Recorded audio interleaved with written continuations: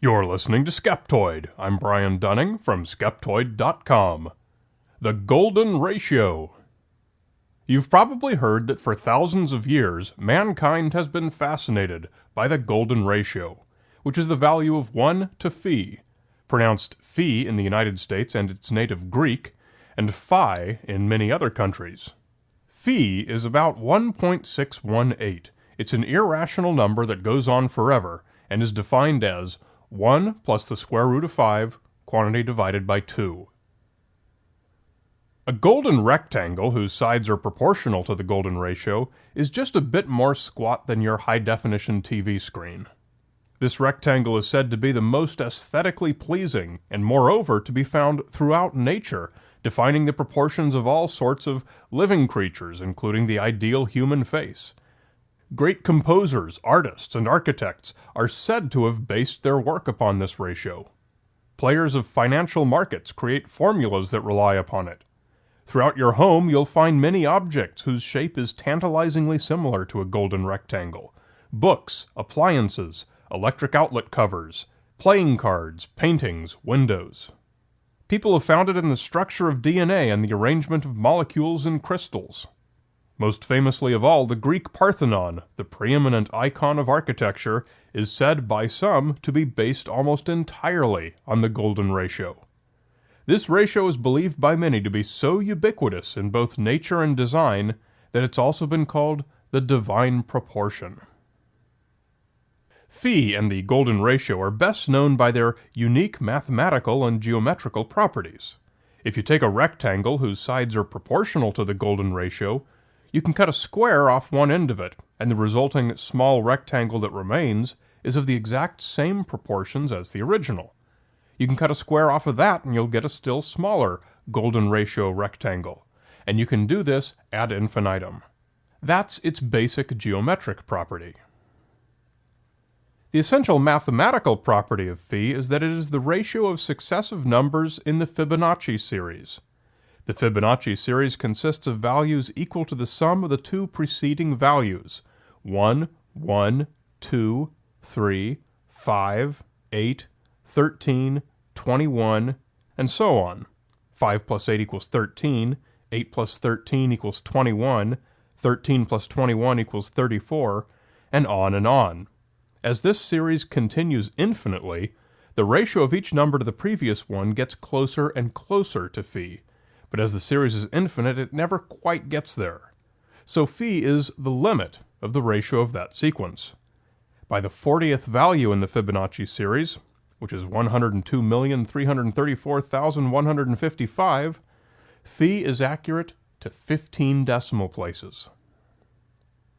Here is perhaps the most interesting manifestation of phi in nature. It has to do with efficient packing. When you look straight down at a tree from above, the tree is most efficient if as many leaves as possible are visible and not shaded by other leaves. As a stem grows, it follows a genetic formula to know how often to produce a leaf and at what angle from the preceding leaf.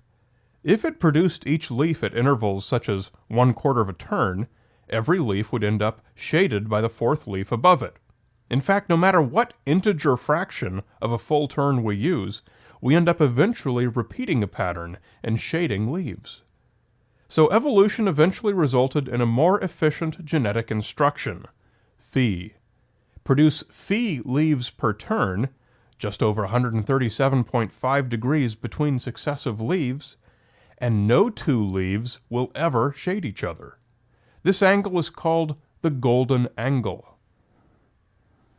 We see a very specific and obvious example of this pattern in the seeds in the center of a sunflower. Florets, which mature into seeds, grow from the center of the sunflower, and each new one pushes the existing seeds outward. The result of each new seed growing a golden angle away from its predecessor is a sunflower with seeds packed as efficiently as possible within the circular head of the flower, no matter how large the flower gets. This type of packing produces visible crisscrossing spiral patterns going both directions around the head. Not coincidentally, at any size of flower, the number of clockwise spiral arms and counterclockwise spiral arms are always 2 consecutive Fibonacci numbers. Seeds in a pine cone and other similar structures from the plant world follow the same blueprint. This tendency for ratios based on phi to eliminate repetition has engineering applications. One of the most familiar is in the design of sound rooms for listening to music or watching movies, rooms in which we want to cancel out standing audio waves and resonances. Audio engineers refer to the golden room ratio, which establishes the basic ideal dimensions of a sound room to be 10 by 16 by 26. The height of the room 10 times phi equals approximately 16, giving the length of the room, and 16 times phi equals approximately 26, which gives the width of the room. Any diagonal straight line path traveled inside a golden rectangle will reflect infinitely without ever repeating its course, and so sound waves inside a room of such dimensions are always dispersed as efficiently as possible. Despite many books and articles claiming otherwise, the exact history of man's understanding of the golden ratio is not known. Around 500 BCE, the Greek mathematician Pythagoras established the Pythagorean school of thought, the symbol for which was a pentagram. When you inscribe a star inside a pentagon, the ratio of all the line segments is the golden ratio. So although it seems he must have known about the ratio, Pythagoras himself left no writings that tell us for certain. A more concrete early definition comes from Euclid, who established the golden ratio in his book Elements, around 300 BCE, calling it the extreme and mean ratio. It seems almost certain that they would have had to have known about the Fibonacci series. However, it wasn't until around 1200 that Leonardo Fibonacci described the famous sequence that now bears his name. But none of Fibonacci's writings show that he ever made its connection with phi or the golden ratio. Today, the concepts and relationships are well understood, and they are now common mathematical devices. The appearance of the golden ratio in the natural world has led, almost inevitably, to its adoption and co-opting by many alternative researchers in just about every discipline. Perhaps the best-known pseudo-scientific claim about the golden ratio is that the Greek Parthenon, the famous columned temple atop the Acropolis in Athens, is designed around this ratio. Many are the amateurs who have superimposed golden rectangles all over images of the Parthenon, claiming to have found a match. But if you've ever studied such images, you've seen that it never quite fits, at least not any better than any other rectangle you might try. That's because there's no credible historical or documentary evidence that the Parthenon's designers, who worked more than a century before Euclid was even born, ever used the golden ratio in any way, or even knew of its existence. Another pseudo-scientific claim is that the golden ratio is found throughout the human body. Volumes of nonsense have been written claiming that all sorts of arbitrary body measurements betray the golden ratio. The width of the shoulders compared to the height of the head, the height of the navel relative to the height of the whole body, the length of the forearm compared to the distance from the head to the fingertips, and so on and so on and so on. Obviously, these measurements are different on everyone. There's probably not a single living human for whom these many claims are true. Moreover, it's completely arbitrary. Give me any number, any ratio, or any shape, and I can just as easily come up with an equally long list of body features that's equally accurate. The example of a book is another good one.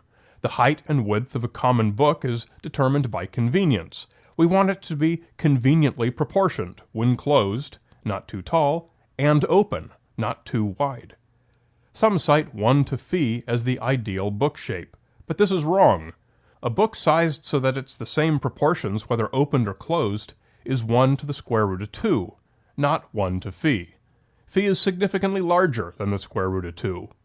In the paper industry, 1 to the square root of 2 is called the Lichtenberg ratio. The simple fact is that rectangles that are neither too square nor too narrow are the most attractive, and often the most usable in design.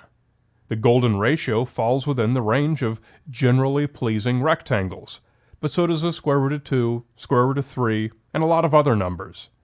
there's no need to claim that a single perfect ratio exists that is best for all applications. A good way to tell real manifestations of the golden ratio from made-up or assumed ones is whether it serves a purpose that could not also be served by a similar number. The sunflower's employment of the golden angle is for a very specific purpose, and it absolutely requires the number phi. An example of a mistaken manifestation is the claim that each of your finger joints is longer than the next by the golden ratio. Not only is this measurably wrong, but it would provide no specific benefit for this to be the case, and thus no such thing evolved. The benefit of improved accuracy at increasingly small scales of manipulation means it's useful to have progressively smaller finger segments, so that's what we have. But there's no need for that to be the golden ratio, or even all exactly the same, so they're not.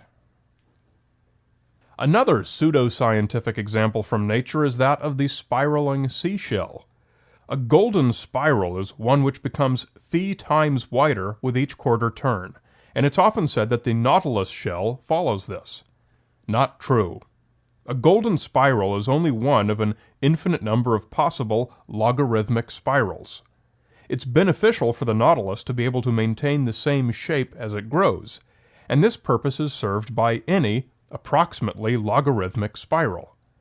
Having its spiral's growth factor be based on phi would confer no additional benefit. Phi, the golden ratio, and the Fibonacci series are mathematically interesting and do have natural manifestations. That doesn't mean everything, or even anything else, is based on them.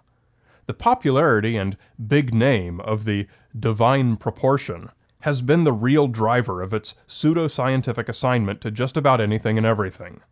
Those whose brains' pattern-matching software is in overdrive have probably heard of the golden ratio, so it's the one they think of whenever they see a rectangle, or a great work of art, like the Mona Lisa, which is not based on the golden ratio, or patterns in the stock market, which don't exist at all, let alone at the golden ratio, or in the numerology of the Bible, unless any other number is allowed to be considered just as significant. Not every claim about the golden ratio is the result of hyperactive pattern matching, but most are. At a minimum, such a claim is always a good tip-off that you should be skeptical. One small group of you gets twice as much Skeptoid each week as those who only listen to the podcast or read the website. Are you listening to Skeptoid on your smartphone? Got one in your hand right now? Text Skeptoid to 22828 to double your Skeptoid experience. There's no spam, and you can safe unsubscribe at any time. Text Skeptoid to 22828. You're listening to Skeptoid. I'm Brian Dunning from Skeptoid.com.